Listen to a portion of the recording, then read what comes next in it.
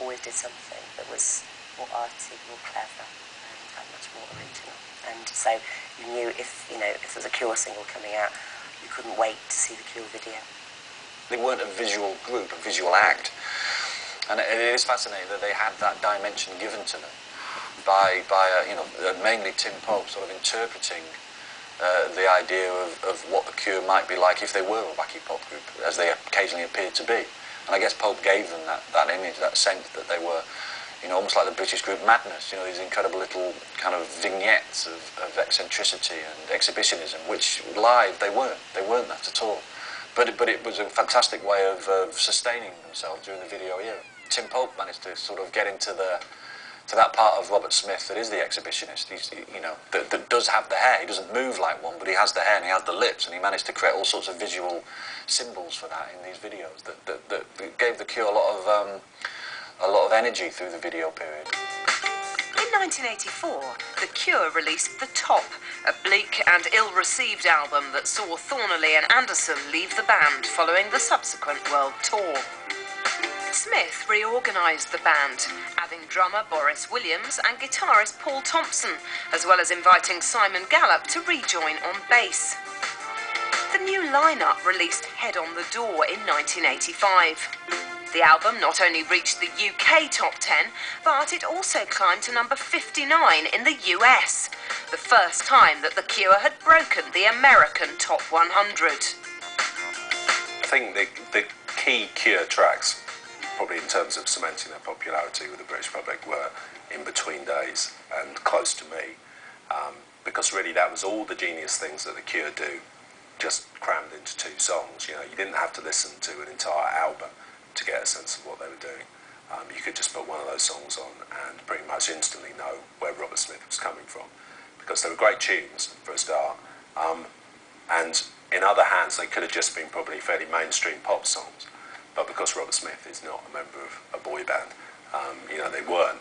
I think weirdly the songs he does best, and it's perhaps not what he's known best for, is that he does actually write really good love songs. It's just that when you're listening to them, it's not always immediately apparent that it is a love song, because he doesn't deal in the cliched. They were unclassifiable, and at their best they always are, and they kind of leave in their wake ideas that they might be post-punk, or they might be goth, or they might be, power pop, or they might be whatever, but often I think it's because they're just writhing about in their own particular area. And what I ended up liking about them the most was that they always confounded expectations based on his sheer sort of perversity. And almost if he was about to be something that could be classified, he would turn his back on it. So if he felt they were becoming too much a pop group, then he'd go into the soundscape. And if he felt that they were being too much, art pop, then he'd turn his back on that. And that was in the end one of the things that I really started to enjoy about him, his utter perversity. A lot of the tracks are not time specific. They're not, because they never followed a fashion. Like they never tried to make a punk rock track or a ska track or a two-tone track or whatever, or new romantic track. They never got bogged down in going for that particular sound or that particular style or that particular structure or that particular vocal affectation. They really ploughed their own furrow, and because of that, okay, some of the recording techniques maybe sound a little bit dated now, but in general, a lot of that music, if it came out on the radio now for the first time, you'd never heard it before, it would be very difficult to say, when was this first recorded? Is this a new band or is this an old band? And if it's an old band, is that a 70s track, an 80s track, a 90s track? The Cure have dabbled in all sorts of genres in their time, but I mean, the key to them is that they did essentially invent goth. Now, that obviously means Robert Smith is responsible for thousands upon thousands of really dreadful bands, but it should never be held against the Cure, because although they had all the staples of goth in their element, they wore black, they had big hair, they wrote miserable songs.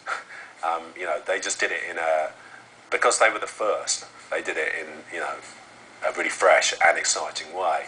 And when the Cure were goth, it never seemed to be quite such a sad thing as when Fields of Nephilim were goth. And so for a lot of people, they're always going to be associated with that movement. But the key to the Cure was that they were never just tied to that, and when goth died, the Cure didn't die with it. They just reinvented themselves again and kept going.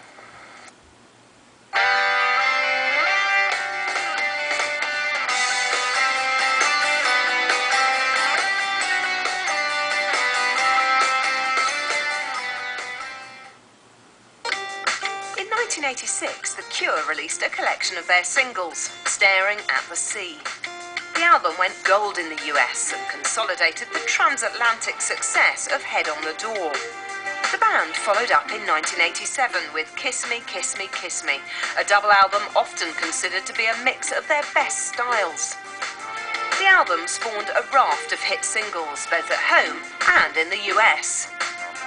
Kiss Me, Kiss Me, Kiss Me. I think Catch is one of my favourite Cure songs of all time. I think he's a great lyricist and that wonderful line.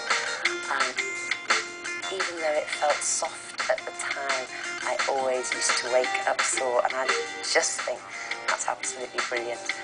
Lol Tolhurst departed acrimoniously from The Cure in 1988. Tolhurst filed and eventually lost a lawsuit against the band, claiming that his contribution merited greater financial reward than his contract provided for.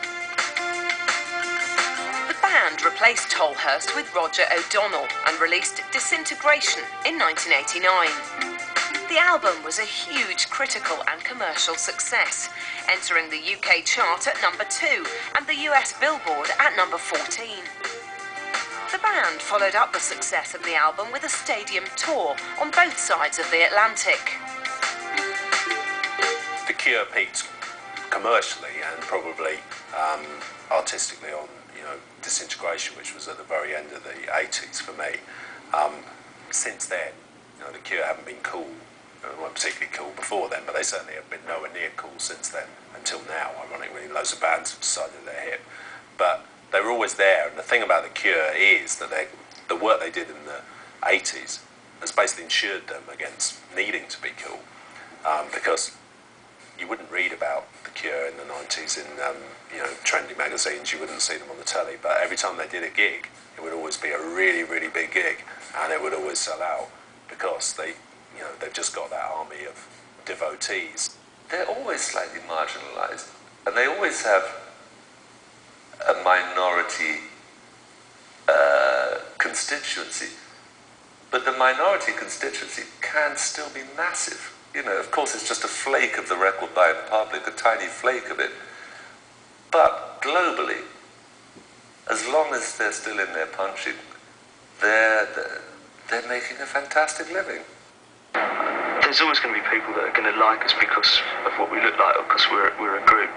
But at the same time, I think we have a high percentage of people who do listen to what we do and are very critical of what we do as well. We've always had a very critical audience, which from time to time can get annoying, but it's generally a good thing to have. In 1992, The Cure released the hugely successful Wish. The album went to number 1 in the UK and number 2 in the US, and included the multi-platinum single Friday I'm in Love. However, subsequent lineup changes, the ongoing legal dispute with Tolhurst, and the emergence of Britpop sidelined The Cure for the rest of the early 90s. It's ironic, really, that in many ways, Robert Smith wrote the template for Britpop, in that it was, pop songs done in a quirky alternative way, which I'm sure a lot of those Britpop bands picked up on subconsciously, if nothing else. But that was the movement that really sort of finished The Cure off as a hip band for the media. But it didn't kill them. It killed lots of other bands. In '96, a lot of bands who were experimental in nature or were interesting had a problem because of Britpop in this country, in the UK especially. But I think it spread wide apart. There was that sort of nostalgic need to go back to the '60s. Normal shapes of pop songs, normal symbols of the swinging '60s, Union Jacks and the Beatles, and something like The Cure. They were one of the groups that definitely would have suffered in that period because they were by nature experimental. And you did get the feeling that groups like The Cure were slipping off the planet almost, because it was a very tricky time for forward-thinking people, and Robert Smith has always been a forward-thinking person, wouldn't have wanted to join in with that grey. Britpop is everything he does not believe in, because it was so grey and conservative, where he's a flamboyant personality that's into dreams and exuberance. And I think that, that was one of those moments. There's been many of them where you think The Cure have gone. I think, for me, The Cure have split up hundreds of times. He's just never really told us officially, and it's never been the case ultimately because it's Robert Smith, and he's not split up per se, although occasionally he has. So you did get the feeling, the idea of the brand name The Cure, it was all over, and you could not possibly see how it could happen again.